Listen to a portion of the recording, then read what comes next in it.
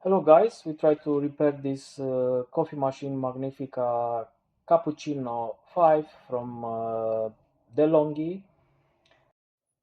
I take off this panel from the back, from here. It's not so hard, have just few screwdrivers.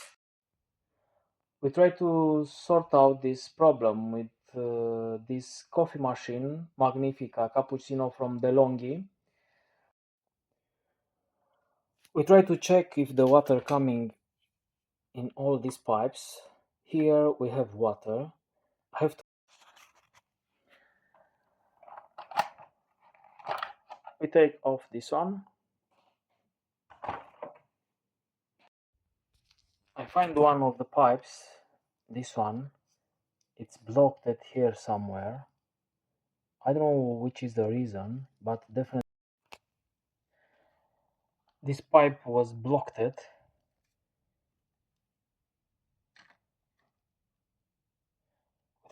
Now it's unblocked. Yeah, I have this wire which make me easy to check all the pipes.